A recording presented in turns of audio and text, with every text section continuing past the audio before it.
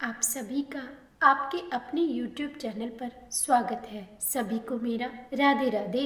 आज आप श्रवण करेंगे श्री पुरुषोत्तम मास के महात्म्य कथा का अध्याय 6। तो चलिए रसपान करते हैं आज की अध्याय का। नारद जी बोले, भगवान गोलोक में जाकर क्या करते हैं? हे पाप रहित मुझ श्रोता के ऊपर कृपा करके कहिए। तब श्री नारायण बोले, हे नारद, अधिमास को लेकर भगवान विष्णु के गोलोक जाने पर जो घटना हुई वही हम कहते हैं। ध्यान से सुनो। उस गोलोक के अंदर मणियों के खंभों से सुशोभित सुंदर पुरुषोत्तम के धाम को दूर से भगवान विष्णु देखते हैं। उस धाम के तेज से बंद हुए नेत्र वाले विष्णु धीरे धीरे नेत्र खोलकर और अधिमास को अपने पीछे कर धीरे धीरे धाम की ओर जाते हैं। अधिमास के साथ भगवान के मंदिर के पास जाकर भगवान विष्णु अत्यंत प्रसन्न हुए और फिर उठकर खड़े हुए द्वारपालों से अभिनंदित भगवान विष्णु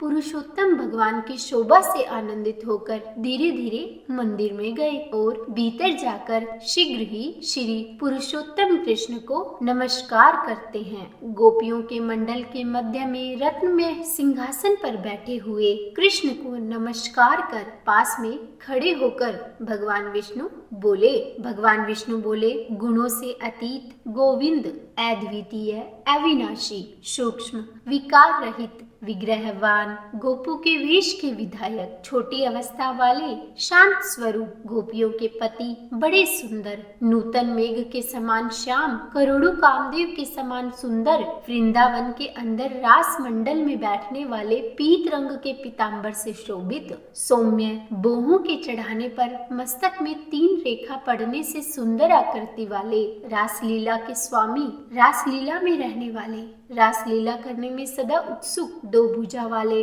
मुरलीधर, पीत वस्त्रधारी, अच्युत, ऐसे भगवान की मैं वंदना करता हूँ। इस प्रकार स्तुति करके भगवान श्री कृष्ण को नमस्कार कर पार्षदों द्वारा सत्कृत विष्णु रत्न सिंहासन पर कृष्ण की आज्ञा से बैठे। श्री नारायण बोले कि यह विष्णु का किया हुआ स्तोत्र जो भी प्रातः काल उठकर पढ़ता है उसके समस्त पाप नष्ट हो जाते हैं और अनिष्ट स्वप्न भी अच्छे फल को देते हैं और पुत्र पुत्रादि को बढ़ाने वाली भक्ति श्री गोविंद में होती है। आकीर्ति का नाश होकर सत्कीर्ति की वृद्धि होती है। भगवान विष्णु बैठ गए और कृष्ण के आगे कांपते हुए अधिमास को कृष्ण के चरण कमलों में नमन कराते हैं। तब श्री कृष्ण ने भगवान विष्णु से पूछा कि यह कौन है, कहां से यहाँ आए हैं, क्यों रोते हैं? इस गोलोक में तो कोई भी दुख भागी होता नहीं है। इस गोलोक में रहने वाले तो सर्वदा आनंद में मगन रहते हैं।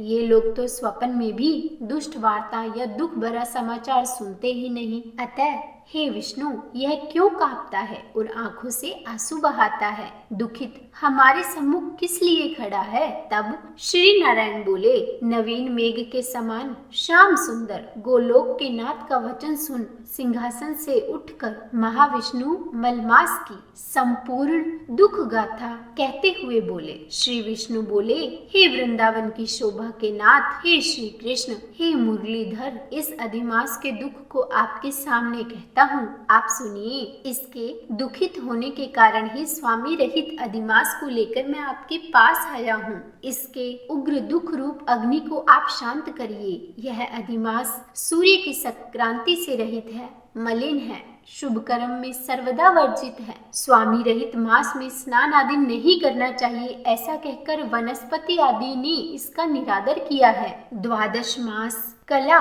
क्षण, अयन, संवत्सर आदि सैश्वीरों ने अपने अपने स्वामी के गर्व से इसका अत्यंत निरादर किया है। इस दुखाग्नि से जला हुआ यह मरने के लिए तैयार हुआ। तब अन्य दयालु व्यक्तियों द्वारा प्रेरित होकर हे ऋषिकेश शरण चाहने की इच्छा से हमारे पास आया और कांपते कांपते घड़ी घड़ी रोते रोते अपना सब दुख जाल इसने कहा। इसका यह बड़ा भारी दुख आपके बिना टल नहीं सकता। अतः इस निराश्रय का हाथ पकड़कर आपकी शरण में लाया हूँ। दूसरों का दुख आप सहन नहीं कर सकते, ऐसा वेद जानने वाले लोग कहते हैं। अतएव इस दुखित को कृपा करके सुख प्रदान कीजिए। हे जगतपते, आपके चरण कमलों में प्राप्त प्राणी शोक का भागी नहीं होता, ऐसा वेद जानने वालों का कहना कैसे मिथ्या हो सकता है। मेरे ऊपर कृपा करके भी इसका दुख दूर करना आपका ही कर्तव्य है, क्योंकि सब काम छोड़कर मैं इसको लेकर यहाँ आया हूँ। मेरा आना सफल कीजिए। बारंबार स्वामी के सामने कभी भी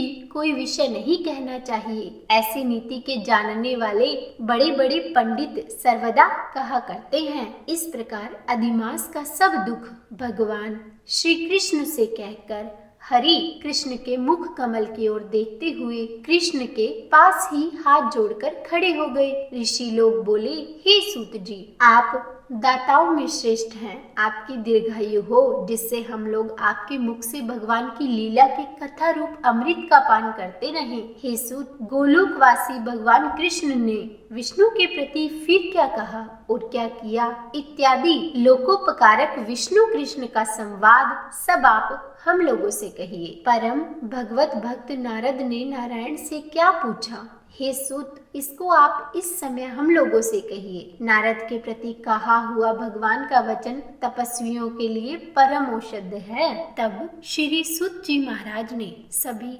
शौनकादिक ऋषियों को जो कुछ भी बताया उसका वृतांत आप सभी अगले अध्याय में जरूर सुनिएगा। तो बोलिए श्री कृष्ण भगवान की जय। उम्मीद है आपको आज की यह कथा सुनने में आनंद आया होगा। अगर आपको यह वीडियो अच्छी लगी हो तो लाइक जरूर कीजिएगा, और अगर आप मेरे चैनल पर नए हैं तो सब्सक्राइब करना बिल्कुल भी मत भूलिएगा। और हाँ, अगर आपने इससे पहले के अध्यायों को नहीं सुना है तो आप उन्हें हमारे चैनल पर सुन सकते हैं। उनके लिंक नीचे डिस्क्रिप्शन बॉक्स में दिए गए हैं।